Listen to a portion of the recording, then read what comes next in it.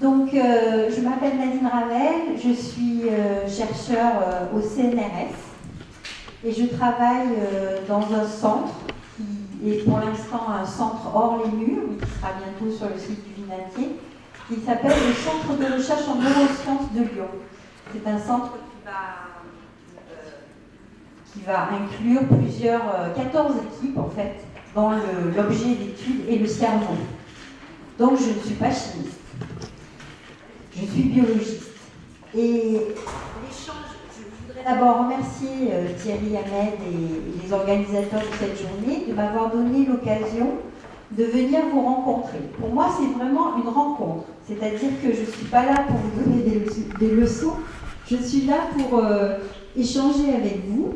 Mon objet d'étude, c'est le cerveau. Je ne suis pas enseignante. Ça n'est pas mon métier. Mais ces dernières années, je me suis beaucoup intéressée à ce que les neurosciences pouvaient apporter aux apprentissages scolaires, parce que j'en avais un petit peu marre que les neurosciences servent surtout au neuromarketing et à nous vendre des choses dont nous n'avons pas besoin ou à nous faire croire que nous en avons besoin. Et je me suis dit que peut-être je me suis plutôt rapprochée des sciences de l'éducation, mais les sciences de l'éducation ne nous voient pas toujours arriver d'un bon œil, parce que nous ne sommes pas enseignants. Donc je me suis rapprochée plus pratiquement des enseignants dans les collèges qui étaient à proximité de notre laboratoire, et j'ai commencé à entamer ce travail d'échange dont je voudrais vous donner quelques traces aujourd'hui. Alors n'hésitez pas à m'intervenir, et je vais essayer de ménager, de ne pas parler trop longtemps pour que vous puissiez me poser des questions. Et commencer par vous présenter un petit peu le parcours que j'aimerais suivre. Donc d'abord, je voudrais vous dire qu'on parle toujours de la mémoire, et qu'en fait la mémoire, moi je ne sais pas ce que c'est. Nous avons des mémoires, et je vous présenterai ces différentes mémoires, et c'est important dans le cadre de ce qui nous rassemble aujourd'hui. Je vous montrerai ensuite quelles sont les différentes étapes de la fabrication de la mémoire, les temps de la mémoire. Bien sûr, on va parler un petit peu du cerveau comme support de la mémoire. Je voudrais surtout vous montrer que la mémoire, ça n'est absolument pas quelque chose de figé. C'est vraiment quelque chose qui est en perpétuel remaniement. Je voudrais aussi attirer votre attention sur les amis de la mémoire et savoir si finalement la mémoire c'est un mythe ou une réalité. C'est-à-dire, est-ce que la mémoire existe vraiment, ou en tout cas, est-ce qu'elle est vraiment fidèle? Alors, donc pourquoi est-ce que je dis une mémoire ou des mémoires? Je vais un peu enfoncer des portes ouvertes, mais ça fait rien. On parle toujours de la mémoire, et en fait, il y a déjà une mémoire qui peut se subdiviser selon le temps. Nous avons déjà la mémoire à court terme. Donc la mémoire à court terme, il faut toujours, les biologistes, et je suppose que les chimistes, ça doit être pareil, ont toujours besoin de définition. Alors, ça dure jusqu'à quand la mémoire à court terme? Alors on va dire que c'est de quelques minutes à 24 heures, c'est-à-dire avant qu'on ait dormi. Puisque le sommeil, je vais vous montrer qu'effectivement c'est très important pour la mémoire. Donc avant qu'on ait dormi, de quelques minutes à 24 heures, c'est ce qui vous sert par exemple, vous cherchez la pharmacie de garde, et puis sur la vitrine, là, il y a un numéro de téléphone, et il vous faut le garder en mémoire le temps de pouvoir le composer sur votre téléphone portable. C'est aussi se souvenir de là où on a garé sa voiture. Donc ça, c'est une mémoire à court terme, et c'est une mémoire à court terme qui en plus a beaucoup d'interférences avec la mémoire à long terme. Parce que si vous venez souvent au même endroit, tous les jours vous garez votre voiture à une place, et là, la mémoire à court terme interfère avec votre mémoire à long terme. Et la mémoire à long terme vous gêne pour vous rappeler de là où vous avez garé votre voiture. Mais c'est aussi très important pour organiser des procédures. Si je veux faire une recette, et si je ne veux pas être obligée de me greffer le livre de recettes comme ça, dans ma cuisine, je suis obligée mentalement d'organiser ma procédure, et je mets en jeu ma mémoire à court terme. De la même façon pour un protocole de recherche. Bien sûr, c'est celle qui vous permet d'effectuer un calcul mental, mais c'est aussi celle qui vous permet, lorsque vous lisez un livre, de comprendre le lien qui existe entre le début de la phrase et la fin de la phrase. C'est aussi ce qui vous permet de m'écouter et de comprendre ce que je suis en train de vous dire. Donc là, j'espère que je vous ai persuadé que c'était quelque chose d'important. Alors, après, on va passer dans ce qu'on appelle, ça y est, je commence à crachoter, donc on va passer dans ce qu'on appelle les mémoires à long terme. Alors là, c'est tout de suite beaucoup plus compliqué et c'est un sujet de, je dirais, de bataille entre les différents spécialistes de la mémoire. Donc il y a un monsieur qui est arrivé à mettre à peu près tout le monde d'accord et aujourd'hui on utilise sa description de ces différentes formes de mémoire. Donc la mémoire à long terme, donc toujours dans les définitions, c'est quelque chose qui commence à 24 heures et qui peut durer toute la vie. Et elle se subdivise d'abord entre mémoire explicite et mémoire implicite. La mémoire explicite, c'est tout ce que vous pouvez rappeler spontanément. C'est-à-dire si je vous dis par exemple, qu'est-ce que vous avez fait hier, etc. Vous allez me raconter ça. Et vous êtes dans ce qu'on appelle la mémoire explicite ou la mémoire déclarative. Donc dans cette mémoire explicite, on va trouver la mémoire épisodique. C'est-à-dire la mémoire de tout ce que vous avez vécu. Par exemple, la journée d'hier, vous étiez tous ensemble, je peux vous questionner sur cette mémoire épisodique commune. Et puis, il y a aussi la mémoire sémantique, c'est-à-dire la mémoire des connaissances qu'on a acquises. On sait, par exemple, je vais faire une subdivision, c'est vrai, je sais que Paris est la capitale de la France. Ça, c'est ma mémoire sémantique. Je serais incapable de dire quand j'ai appris ça. C'est-à-dire, je serais incapable de me rappeler le jour précis où j'ai appris que Paris était la capitale de la France. Par contre, ma mémoire épisodique me permet de me rappeler que la dernière fois que je suis allée à Paris, la Tour Eiffel clignotait et c'était magnifique. Voilà. Donc ça, c'est la différence entre ces deux formes de mémoire. Ensuite, on passe dans la mémoire implicite. Donc la mémoire implicite, c'est tout ce que vous allez mémoriser, mais sans être capable de le déclarer. C'est tout ce que votre cerveau enregistre sans être capable consciemment de pouvoir le déclarer. Donc par exemple, là-dedans, il y a vos habiletés motrices. Vous avez appris à marcher, vous avez appris à monter un escalier, descendre un escalier, vous avez appris à faire du vélo, vous avez appris à conduire une voiture. Si aujourd'hui, pendant que vous êtes en train de descendre un escalier, je vous demande qu'est-ce que vous faites pour descendre un escalier, il y a toutes les chances pour que vous cassiez la figure. Parce que c'est très difficile de faire surgir à la conscience des choses qu'on a engrangées de façon implicite. Alors, là-dedans, il y a aussi nos conditionnements, tous les automatismes que nous avons acquis. Je donnerai des exemples tout à l'heure. Et puis, il y a toutes ces mémoires que nous n'avons absolument pas conscience d'avoir appris. Par exemple, cette ritournelle de Michel Delpech. Je ne savais pas que je connaissais le répertoire de Michel Delpech à ce point. Mais il a suffi que j'entende 2-3 notes d'une chanson pour être capable de la chanter complètement, jusqu'au bout. Alors que je n'ai jamais fait cet effort d'apprendre une chanson de Michel Delpech. Donc il y a plein de choses comme ça, et ça c'est un petit peu terrifiant finalement, parce que Michel Delpech c'est pas très gênant, mais je suis capable d'avoir mémorisé certaines publicités, certaines choses qu'on a bien voulu me marteler. Donc votre cerveau apprend aussi beaucoup à votre insu. Et ce qui est difficile, c'est que, par exemple pour les apprentissages scolaires, cette mémoire, elle va être intéressante, mais pour les enseignants, il va falloir aller la chercher. Elle est là, elle peut être mobilisée, l'élève ne le sait pas, il n'en a pas conscience, et il va falloir aller la chercher. Donc elle est un petit peu plus difficile à utiliser.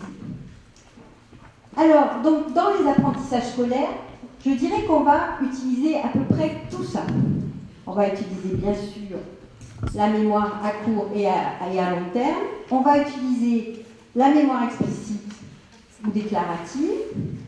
Et on va aussi utiliser la mémoire implicite. Alors par exemple, pour vous donner l'exemple, quand les enfants apprennent à écrire, le graphisme par exemple, ça fait partie des mémoires implicites. C'est-à-dire qu'on apprend un geste, on s'améliore. Au début c'est laborieux. Je pense que là on est à peu près tous d'une génération où on a essayé de faire tenir des lignes, des lettres dans des petits interlignes. c'est très très difficile de maîtriser ce geste, cet apprentissage du graphisme. Et c'est quelque chose que votre mémoire implicite vous a permis de faire. Et puis, les automatismes, normalement, l'orthographe rentre dans cette catégorie-là. C'est-à-dire que théoriquement, enfin, je suppose que vous faites ça aussi, les élèves plus trop. Mais normalement, quand vous écrivez un mot, moi parfois j'ai des doutes sur des mots, il me suffit de les écrire, je sais lequel choisir. Donc ça vient tout de suite comme ça. Et qu'est-ce que je fais quand j'écris? Je fais un amorçage de cette mémoire qui est quelque part en moi, et je sais très bien faire la différence entre les deux. D'accord? Donc, bon, ça serait bien que l'orthographe, si ce n'est un apprentissage conscient, devienne un automatisme. Mais bon, il y a encore du boulot là-dessus. Alors, quelles sont les étapes de la mémoire? Alors, il y a une étape qui est toujours considérée en dehors de la mémoire, alors que le seul message que j'aurais, enfin, le seul point sur lequel j'aimerais échanger avec vous, c'est comment on pourra améliorer l'encodage. Donc, l'encodage, qu'est-ce que c'est? Les élèves arrivent dans une classe et c'est là que tout commence. Vous allez fabriquer de la mémoire, mais avant de fabriquer de la mémoire, vous allez d'abord leur demander de capturer des informations que vous allez leur donner. Et je dirais que ça, c'est vraiment le point sur lequel on a le plus de travail à faire, les élèves et les professeurs. Donc ensuite, vous allez consolider, je vais revenir sur ces différentes phases, vous allez consolider l'information et pour ça, je vais attirer votre attention sur le fait que le sommeil, bien sûr, et on sait maintenant que c'est vraiment primordial. Non seulement le sommeil, mais l'hygiène de vie aussi. Ensuite, vous allez rappeler cette information à plus ou moins long terme. Et là, il va se passer quelque chose dont je vais vous parler un petit peu aussi, c'est-à-dire que vous allez fragiliser la trace. Paradoxalement, rappeler l'information, la faire revenir du fond de son cerveau, ça peut agir dans le sens de la consolidation, mais ça peut aussi fragiliser la trace et introduire de fausses mémoires. Dans un moment. Donc, une fois que vous aurez fait ce rappel, vous allez pouvoir faire une reconsolidation de la mémoire. Donc voilà les différentes étapes. Alors, je vais faire juste un petit passage dans ma discipline. Donc, qu'est-ce qu'on fait quand on fait de la neurobiologie de la mémoire? Ça, c'est mon métier. On étudie en parallèle les changements du comportement du sujet et les changements de son fonctionnement cérébral. Ce qu'on peut faire aussi, c'est modifier le fonctionnement du cerveau et voir quel impact ça a sur les performances. Et enfin, on peut étudier le dysfonctionnement de la mémoire chez des sujets qui présentent des troubles. Alors, je commence par ça. Donc, je vais juste vous donner un petit soupçon de méthodologie. Le cas le plus célèbre de patients atteints de troubles de la mémoire qui a vraiment fait décoller, je dirais, les connaissances sur la mémoire, c'est peut-être un cas dont vous avez entendu parler. On y fait référence en disant le cas HM. Ce sont les initiales de ce patient qui est décédé en 2008, mais qui jusque-là avait un anonymat. C'était un patient qui souffrait depuis qu'il était très jeune, depuis qu'il avait 29 ans, il souffrait de crises d'épilepsie, très très très très fréquentes. Et ces crises d'épilepsie résistaient complètement à la pharmaco. Donc il y avait un chirurgien, Dr Penfield, qui a eu l'idée d'enlever une partie de son cerveau de façon à limiter les crises d'épilepsie. Ce genre d'intervention était assez courante à l'époque. Simplement, dans le cas de ce patient, on a enlevé les deux trous, je ne sais pas si vous voyez bien là, mais il y a deux trous dans le cerveau, à la base du cerveau. On a enlevé en gros toute cette structure qu'on appelle l'hippocampe. Effectivement, plus de crise d'épilepsie. Mais quelques petits problèmes. Donc, il y avait des choses qui n'étaient absolument pas modifiées chez lui. C'est-à-dire qu'il était capable d'avoir une mémoire à très court terme. Il était capable d'avoir des habiletés motrices, d'apprendre des nouvelles choses motrices. Il avait la possibilité d'avoir un rappel indicé de choses qui étaient en mémoire implicite. Ses connaissances du monde, de façon générale, n'étaient pas altérées, de la même façon que ses données autobiographiques. savait qui il était, ce qu'il avait exercé comme métier. En revanche, il avait 2-3 problèmes. Et son principal problème, c'est qu'il n'était plus capable de créer de nouveaux souvenirs.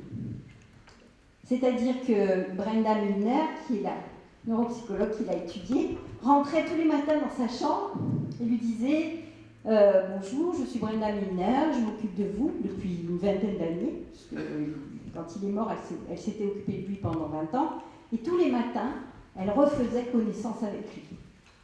Et elle a écrit un bouquin où elle décrit cette histoire, et c'est le plus dur pour elle, c'est-à-dire qu'elle n'a jamais pu avoir de relation avec ce patient qui a occupé toutes ses journées et toute sa vie. Donc il n'était plus capable de fabriquer de la mémoire.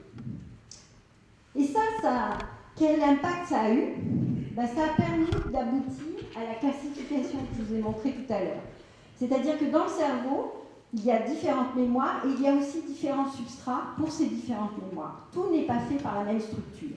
L'hippocampe est important pour fabriquer de la mémoire, mais probablement que vos souvenirs vont se stocker ailleurs, puisque on peut vous enlever l'hippocampe et que vous vous rappeliez, par exemple, Hachem était capable de se rappeler quand il avait rencontré sa femme, il était capable d'évoquer cette soirée, il était capable de décrire la robe que portait sa femme, etc.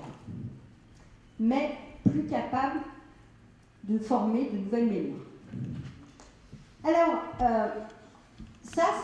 c'est pour vous montrer que la clinique, que la neurobiologie de la mémoire se sert beaucoup des données cliniques. Mais on utilise aussi beaucoup les nouvelles techniques d'imagerie qui nous permettent d'observer le fonctionnement du cerveau sain. Donc on peut analyser les changements d'activité cérébrale ou on peut analyser les changements de métabolisme. Donc par exemple en imagerie cérébrale, on va se focaliser l'imagerie par l'IRM. On peut faire aussi du PET scan, c'est-à-dire on peut utiliser différentes techniques. Disons que celle-ci vous permet, pour faire court, de voir où est-ce que de l'oxygène a été consommé dans le cerveau. Donc là, par exemple, quand vous gardez en mémoire l'image d'un visage, ici l'arrière du cerveau est là, l'avant est là, donc on fait une coupe au travers de votre cerveau, et les zones qui fonctionnent beaucoup sont ces zones qui fonctionnent spécifiquement quand vous faites cette opération, sont ces zones-là qui sont au niveau du cortex frontal. Et on peut comme ça apprendre beaucoup de choses sur le cerveau en regardant ces techniques d'imagerie. On peut aussi enregistrer l'activité électrophysiologique du cerveau. On peut l'enregistrer en surface, c'est ce qu'on fait quand on fait un électroencéphalogramme, mais on peut aussi, chez certains patients, ce que vous voyez là, notamment les patients épileptiques, ce sont des électrodes qu'on implante à l'intérieur de leur cerveau pour analyser leur activité électrique. Et notamment pour éviter de leur enlever des gros morceaux de cerveau pour résoudre leurs problèmes d'épilepsie. Donc pendant 15 jours, ils viennent à l'hôpital, on leur met des électrodes, on observe comment fonctionne leur cerveau, ensuite on retire les électrodes et on fait des petites coagulations ou des petites résections et plus ces énormes zones du cerveau qu'on enlevait avant. Donc on a beaucoup progressé par rapport à ça. Alors nous, on travaille aussi sur les animaux, moi je travaille sur les épileptiques et sur les rats, et on peut, au travers d'expériences, on peut aller regarder qu'est-ce qui se modifie dans le cerveau. Alors je vous montre juste ça parce que je pense que c'est aussi bien que vous connaissiez ce genre d'expérience. Donc on peut prendre des animaux et puis on leur fait rencontrer deux odeurs qui a priori sont neutres pour eux. Là il s'agissait du géraniol et de l'eugénol. L'eugénol ça sent le coup de girofle, le géraniol ça sent la fleur. Enfin, c'est pas à vous que je vais apprendre ça. Je pense que vous pourrez m'en apprendre beaucoup plus. Et en couplant ces odeurs avec des récompenses différentes, c'est-à-dire qu'à chaque fois que l'animal va rencontrer le géraniol, eh bien, il va avoir du sucre. Et puis à chaque fois qu'il va rencontrer le génol, il va avoir quelque chose d'amer qu'il n'aime pas.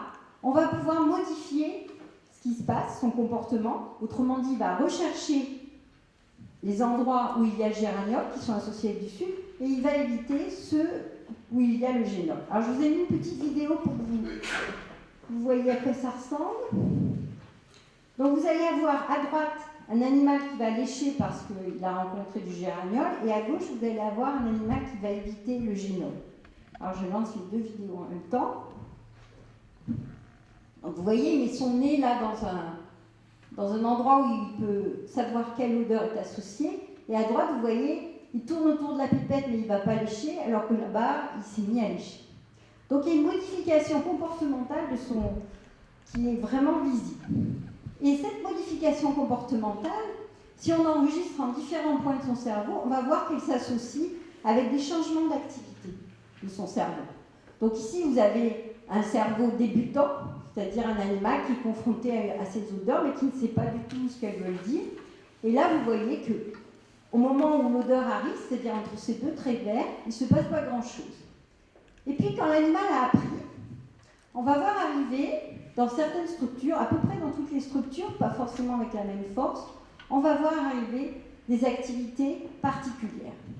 Et donc ces activités particulières, non seulement elles vont nous renseigner sur le fait des structures qui participent au circuit de la mémoire, et comme ça on va pouvoir étudier un certain nombre d'apprentissages différents, mais elles vont aussi pouvoir nous permettre de suivre un apprentissage. C'est-à-dire que si j'enregistre cet animal tout au fil de son apprentissage, je vais avoir par exemple ici, ça c'est ce qui se passe quand il est naïf. Quand il commence à comprendre, on va voir arriver cette activité, et à la fin, on va la voir prendre encore plus d'importance. Donc le type d'expérimentation qu'on peut faire avec les animaux, c'est ça. C'est-à-dire suivre les changements comportementaux et les associer à des changements du fonctionnement cérébral. Alors on peut aussi descendre beaucoup plus bas dans les circuits, c'est-à-dire qu'on peut aller étudier en fait toutes les propriétés des neurones. Et comme ça, je ne vais pas vous faire un cours de neuro, mais c'est juste pour vous dire que c'est comme ça qu'on s'est aperçu quelles étaient les modifications clés pour les apprentissages. Et ce qu'on a vu notamment, c'est que le plus important, un cerveau qui apprend bien, c'est un cerveau où les neurones sont solidaires. On devrait en tirer quelques enseignements. Disons que c'est un cerveau où la communication entre les différents neurones passe mieux. Et si cette communication passe mieux, c'est à cause de cette petite structure-là qu'on appelle la synapse, qui est le contact, le point de contact entre différentes cellules nerveuses. Et cette synapse, c'est une véritable usine chimique. Ça serait vraiment très intéressant pour vous. Si ça vous intéresse, je pourrais vous donner deux, trois références là-dessus. Mais c'est quelque chose, le point de contact entre deux neurones, il y a un message nerveux qui arrive ici. Et ce message nerveux, comme il y a une interruption entre les deux neurones, physiquement il y a un vide, mais ce message nerveux est capable de faire libérer des molécules chimiques qui ont des récepteurs particuliers sur le neurone qui est à la suite et qui vont modifier l'activité du neurone suivant. Et cette modification des synapses, je dirais, si je voulais résumer qu'est-ce que c'est qu'un cerveau qui apprend, c'est un cerveau qui modifie ses synapses. Donc ça, c'est vraiment la clé de voûte de l'apprentissage dans le cerveau. Donc, finalement, quand on apprend, qu'est-ce qu'on fait? On trace des chemins dans son cerveau où l'énergie va circuler plus facilement parce qu'on a modifié ses synapses. C'est comme une forêt. Vous arrivez dans une forêt, vous allez déblayer un chemin, et ensuite, ceux qui vont arriver derrière vous, ils vont prendre ces chemins parce qu'ils ont l'air plus dégagés, c'est plus facile d'y marcher. Le cerveau fonctionne exactement de la même façon. C'est un économiseur d'énergie. Donc il va toujours aller fonctionner à l'endroit qui lui demande le moins d'énergie. Donc fabriquer de la mémoire, c'est donc privilégier la circulation d'énergie dans des réseaux particuliers. Alors, il y a un monsieur qui a beaucoup marqué les neurosciences de la mémoire, c'est Donald Hebb, qui en 1949, avant d'avoir fait toutes les expériences, c'est toujours ça qui m'épate, moi, chez les gens comme ça qui ont travaillé, c'est qu'ils ont fait des hypothèses, mais à l'époque, il n'y avait rien pour démontrer ces hypothèses. Et quand 10 ans plus tard, 5 ans plus tard, puis 10 ans plus tard, on fait les expériences, on trouve exactement ce qu'ils avaient prédit. Ça, c'est assez fantastique par rapport à ce qu'on fait nous maintenant, où on peut faire toutes les expériences et avoir des idées a posteriori en fonction des résultats qu'on voit. Donc, selon le principe de Hebb, et je vais revenir aux apprentissages scolaires, selon le principe de Hebb, lorsque vous stimulez de façon répétée un neurone A qui se projette sur un neurone B, c'est à ce moment-là que vous facilitez le passage de la synapse, vous modifiez cette synapse. Donc là, j'ai dit un mot important, apprendre, c'est répéter. Je le dis parce que aujourd'hui, ça fait vieux jeu de dire apprendre, c'est répéter. Mais non, apprendre, c'est répéter. Si une information n'est pas répétée, elle ne peut pas conduire à la formation d'une mémoire. Donc apprendre, c'est répéter. La répétition n'est pas mauvaise, au contraire, c'est même la base de l'apprentissage. Et lorsque vous répétez, eh bien, le neurone qui est le deuxième neurone devient beaucoup plus sensible à l'action du premier neurone. Donc c'est répéter et associer l'activité de neurones entre eux. Alors, ok. Donc fabriquer de la mémoire, j'espère que je vous ai convaincu, c'est créer des associations.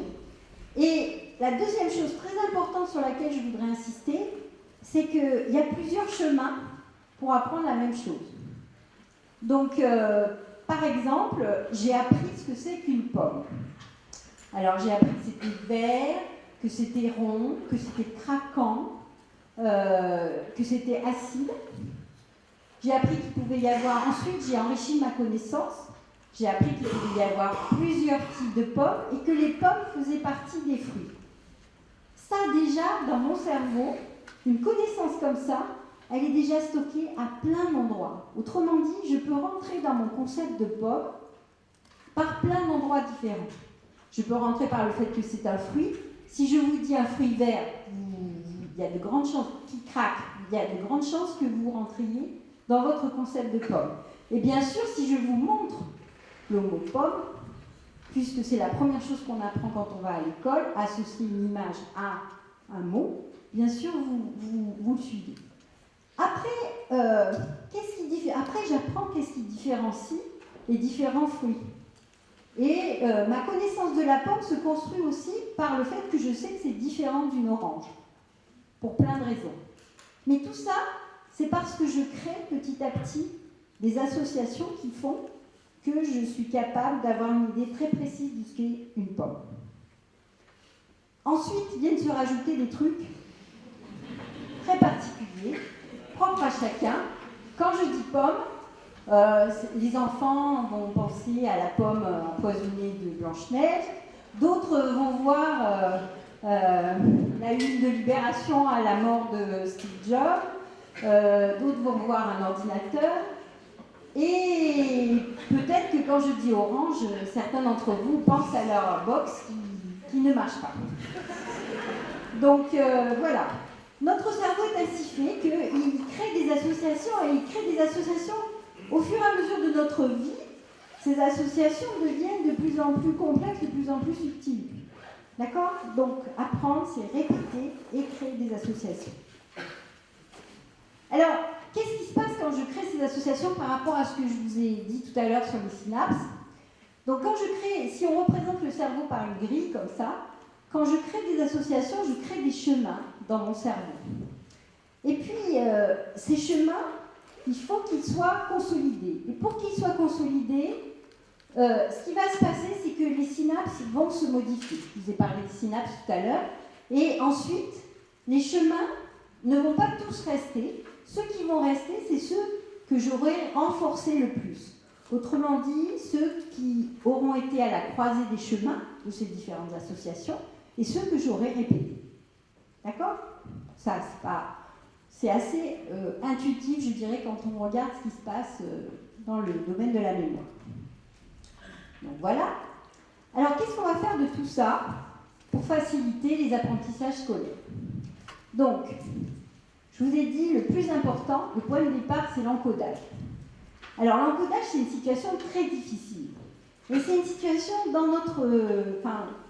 là, je vous parle de ce que j'ai vécu moi en tant qu'élève. On est tous différents par rapport à une situation d'apprentissage. Pourquoi on est tous différents? Parce qu'on n'arrive pas à l'école dans le même état. Il y a des enfants ou des étudiants qui n'ont pas de problème majeur et pour qui arriver à l'école, c'est l'activité principale de leur journée. Il y en a d'autres pour qui arriver à l'école, c'est vraiment, ça arrive dans un univers où ils ont d'autres soucis. Donc ça, c'est quelque chose, c'est difficile à prendre en compte, mais c'est quand même quelque chose, il faut savoir qu'un cerveau qui est concentré sur un apprentissage par rapport à un cerveau qui voit l'apprentissage comme une xième problème de sa journée, c'est complètement différent. On doit être disponible pour les apprentissages. Et ça, c'est pas facile à maîtriser. Ensuite, le sujet doit être dans un bon état physiologique. Il ne doit pas souffrir d'hypoglycémie, sinon son cerveau ne pourra pas consommer d'oxygène et produire les belles images que je vous ai montrées tout à l'heure. Il doit être dans un bon état physiologique, il doit être reposé, il doit avoir dormi. Donc ça, je suis en train de rien inventer, mais simplement ce que je voudrais vous dire, c'est qu'il y a des gens qui travaillent sur l'impact de ces choses-là qui paraissent un peu des lieux communs par rapport à l'activité du cerveau. Un cerveau en hypoglycémie ne peut pas modifier ses synapses. Quelqu'un qui ne dort pas ne peut pas modifier ses synapses. Donc ça, c'est vraiment fondamental Moi, j'insiste toujours, quand je fais des choses dans le cadre de la semaine du cerveau, j'insiste toujours là-dessus avec les enfants, parce que pour eux, il n'y a pas de rapport entre bien manger, bien dormir et aller à l'école. Donc il faut essayer de créer de leur faire comprendre ça. Donc j'insiste beaucoup là-dessus parce que quand je discute avec des enseignants, quand j'échange avec des enseignants, ils me disent « cet enfant-là n'a pas de mémoire ». Non, souvent, il n'a pas d'attention. Il n'est pas capable d'être attentif. Donc il n'est pas capable de coder la situation sensorielle face à laquelle il est confronté. Alors, donc, qu'est-ce qui se passe quand on est en situation d'apprentissage? On a nos cortex sensoriels qui sont bombardés de stimuli, y compris, par exemple, notre voisine de table qui nous raconte sa soirée passionnante. Ça, c'est aussi une information qui vient peut-être interférer avec celle de l'enseignant, mais c'est une information très importante parce qu'elle se rapporte à la cognition sociale et c'est aussi très important pour des élèves qui sont adolescents, par exemple. Donc, toutes ces informations vont aller bombarder le cortex sensoriel pour être décodées, analysées. Et ensuite, ils vont faire intervenir une grosse structure là, qui s'appelle le cortex préfrontal. Et cette structure, c'est elle qui va commencer à classer les informations. Alors, si j'insiste là-dessus, c'est parce que si ce travail de classement, d'organisation, de lien n'est déjà pas fait à court terme, il va être plus difficile à faire à long terme. Donc là, peut-être que si on a un rôle à jouer, c'est de faciliter ces capacités d'organiser l'information. Peut-être en guidant les organisations déjà dès le moment de l'encodage, ou en faisant réfléchir finalement peut-être le sujet au fait qu'il va falloir classer l'information, l'ordonner pour pouvoir la mémoriser correctement. Et ensuite, si le sujet est attentif, on va pouvoir faire passer cette information dans un stockage à plus long terme. Bon, alors là, je vais passer un peu plus vite. Alors, j'avais deux petites vidéos que je voulais vous montrer. Je pense que vous aurez mon diaporama, donc vous avez les sites ici qui vous rapporteront à ces vidéos. Je ne déflore pas le sujet, mais vous regarderez ces vidéos. Je pense que vous comprendrez ce que j'ai écrit, c'est-à-dire que si on n'est pas attentif, même si on voit quelque chose, on est incapable de le rappeler. Autrement dit, la focalisation de l'attention sur quelque chose de particulier, c'est la condition sine qua non. Faites cette expérience, une des deux. Quand vous en aurez fait une, vous ne pourrez plus faire l'autre, parce que vous serez plus naïf. Mais faites ces expériences et vous verrez ce que je veux vous dire. Alors, l'attention et la motivation, donc deux choses importantes, sont bien sûr, comme je l'ai dit tout à l'heure, liées à l'état interne du sujet, à son hygiène de vie, à sa pression de sommeil, à sa glycémie. Tout ça, c'est clairement démontré par les études qu'on fait sur le cerveau. Alors, qu'est-ce qu'on peut faire face à ça? On peut peut-être essayer de susciter l'attention et la motivation en faisant par exemple que la répétition d'une même connaissance ne soit pas une routine, mais soit une répétition finalement qui va varier, qui va être présentée dans des contextes différents. Et ça peut vous répéter la même information, mais vous la présentez dans un contexte qui est légèrement différent. L'essence même de ce que vous voulez faire passer est toujours là, simplement vous faites varier le contexte. Et pourquoi c'est important ça? C'est parce que notre cerveau, il ne détecte que la nouveauté. C'est un appareil, je vous ai dit, il est paresseux, enfin il n'est pas paresseux, mais il est économe. Et en fait, quand une situation est très routinière, il ne fonctionne plus. Donc, ce qui est marrant, c'est que quand j'avais discuté avec d'autres enseignants, c'était des enseignants de SVT, ils m'avaient dit, moi, un jour, je faisais un cours et je suis rentrée dans la classe et je suis tombée. Et en fait, la prof en question me disait, j'étais terriblement mal à l'aise, les élèves sont venus, tout ça, je m'étais pas fait mal et tout. Et en fait, quand je les ai questionnés sur ce qui s'était passé ce jour-là, sur les connaissances que j'avais données ce jour-là, personne n'avait oublié. Et les élèves disaient, c'est le jour où vous êtes tombée, madame. Bon, alors ça ne veut pas dire qu'il faut vous vautrer à chaque fois que vous rentrez dans une classe. Mais disons, c'est juste pour vous dire que si vous créez un contexte mémorable, vous facilitez l'apprentissage des informations ce jour-là.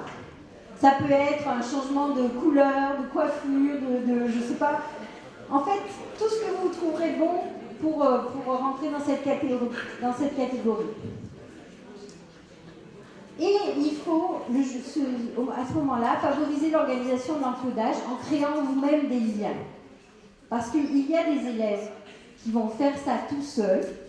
Les bons élèves, en général, ils créent du lien tout seuls. Les élèves qui ont un peu plus de mal, il faut les guider en créant vous-même les liens. Et en créant différents types de liens. Parce qu'il y a différents types d'élèves. Et qu'aucun ne va percevoir la situation de la même façon. Notre cerveau, avec les empreintes digitales, je pense que c'est la chose qui nous singularise le plus. Ça serait un défaut de croire que tous les cerveaux fonctionnent de la même façon. C'est vraiment la chose la plus variable de la biologie. Et ce qu'il faut faire aussi, c'est réduire les situations d'interférence. Parce que quand les choses se ressemblent, quand les connaissances sont trop proches, présentées le même jour, elles peuvent se mélanger en mémoire. Et ça peut être plus difficile de les retrouver. Alors, maintenant on passe à la deuxième étape de la mémoire, c'est la consolidation. Et ça, c'est un travail personnel. Vous avez peu d'emprise là-dessus. Il faut simplement être conscient que, encore une fois, je me répète, mais c'est pour que vous fabriquiez des synapses par rapport à ça, il y a un rôle très important du sommeil. Et on sait maintenant que pendant le sommeil n'est absolument pas un repos. Au contraire, pendant le sommeil, le cerveau et les circuits qui ont été actifs pendant la mémorisation, pendant l'encodage, sont actifs à nouveau. Ce qui fait qu'on peut très bien aller chercher les circuits de la mémorisation pendant le sommeil. Il y a des activités un petit peu du type de celles que je vous ai montrées tout à l'heure. Et ce qui est très important, c'est que pendant le sommeil, non seulement vous allez potentialiser des synapses, mais vous allez en détruire d'autres. Parce que l'oubli est nécessaire. C'est-à-dire que ça serait par exemple très important que vos élèves oublient les ch'tis à je sais pas quoi, ou enfin toutes ces émissions qu'ils ont regardées en rentrant par exemple du collège, et qui privilégient ce qu'ils ont appris pendant la journée. Donc il faut aussi dépotentialiser certaines synapses pour faire de la place pour les connaissances importantes. Et pendant ce sommeil, la mémoire est complètement remaniée. Il ne faut pas voir la mémoire comme quelque chose qui s'empile, mais comme quelque chose qui est en perpétuel remaniement. Alors, au moment du rappel, comment réinvestir ce que je vous ai dit? Vous avez vu qu'on peut faire un rappel explicite, mais toutes les connaissances ne sont pas là. Donc, il faut essayer aussi de trouver un moyen d'indicer certains rappels. Alors, par exemple, c'est exactement ce qu'on fait dans les apprentissages primaires. Quand, par exemple, la maîtresse ou le maître fait des textes à trous, c'est exactement ça. Le texte à trous, c'est une manière d'aller chercher des mots qu'on a oubliés, qu'on aurait peut-être plus de mal à réciter, mais on peut très bien les retrouver dans un contexte qui nous est présenté où on doit compléter un texte. Alors, je vous ai dit que quand on rappelait, et ça c'est aussi quelque chose d'assez récent et d'assez important à enregistrer, quand on rappelle une mémoire, on la met en danger. Alors pourquoi on la met en danger? Ça a beaucoup étonné les neurobiologistes, c'est-à-dire qu'au moment où on rappelait la mémoire, au début on disait, on rappelle la mémoire, on la rend plus forte. Mais en fait non. Quand on rappelle la mémoire, on la met à nouveau dans un état très fragile. Et si à ce moment-là, ça se passe mal, ce rappel, c'est-à-dire si quelque chose vient interférer, eh bien, votre mémoire peut être complètement fausse. Alors ça, c'est quelque chose qui est très important pour l'apprentissage scolaire, mais c'est aussi quelque chose qui est très important, par exemple, pour les témoignages ou dans le domaine judiciaire. Par exemple, je discutais, il y a un expert là à Lyon qui a travaillé beaucoup sur tout ce qui s'est passé au moment du procès d'Outreau, et il disait, dans la manière d'interroger quelqu'un, surtout les enfants, on peut induire complètement des fausses mémoires. Par exemple, je vous donne un exemple très précis. On interroge quelqu'un, il fait un rappel libre, et on lui dit, il n'y avait pas quelqu'un qui avait un pullover vert à ce moment-là? Et l'enfant va dire non. Non, je ne me souviens pas de ça. Mais la fois prochaine, quand il sera interrogé, il va dire, et je me rappelle, il y avait une personne avec un pullover vert. Donc, c'est très important d'être conscient que lorsque vous sortez la mémoire et que vous injectez comme ça, alors là, ça c'est un exemple assez concret, mais il y a plein d'autres situations interférentes comme ça, vous mettez votre mémoire en péril et vous pouvez créer de faux souvenirs. Alors, pourquoi la nature, le cerveau, je ne sais pas comment il faut dire, pourquoi est-ce que le cerveau se met en péril comme ça? Alors on peut le voir comme un péril, mais on peut aussi le voir comme un aspect positif. C'est ce qui nous permet de mettre à jour une connaissance. Par exemple, vous avez une connaissance fausse, vous la rappelez, quelqu'un vous dit, un enseignant vous dit, bah non, c'est pas exactement ça, c'est comme ça. Et après, quand il va vous questionner à nouveau, vous avez mis à jour votre connaissance. Donc ça va bien fonctionner. Ça, c'est le côté positif. Et puis le côté négatif, c'est qu'on peut injecter très facilement dans votre mémoire des choses fausses. Et que ça devient, comme elles ont été injectées au moment du rappel, c'est-à-dire à un moment où vous êtes vraiment préparé à faire de la mémoire nouvelle, ça peut devenir ce qu'on appelle une fausse mémoire. Donc les faux souvenirs sont souvent des choses qui naissent de nos interactions sociales. C'est-à-dire qu'on rappelle des choses avec des gens qui nous sont proches, ils injectent leurs propres souvenirs, qui peuvent être mythes ou réalité, et nous reconstruisons quelque chose qui n'est pas du tout le reflet de la réalité. Donc ça, c'est aussi important d'en prendre conscience. Donc voilà, j'espère que je n'ai pas explosé mon temps. Donc je vous remercie de votre attention. Donc si vous avez des questions, je vous ai mis mon adresse email. Donc n'hésitez pas, si vous avez envie qu'on interagisse ou que je vous donne des documents ou que je vous guide vers des choses qui sont en rapport avec ce que j'ai survolé là. N'hésitez pas à me contacter. On a participé à une expo virtuelle sur la mémoire qui a été organisée par le CCSTI de Saint-Étienne, la Rotonde, qui fait beaucoup d'animations culturelles. Et je vous conseille d'aller sur ce site.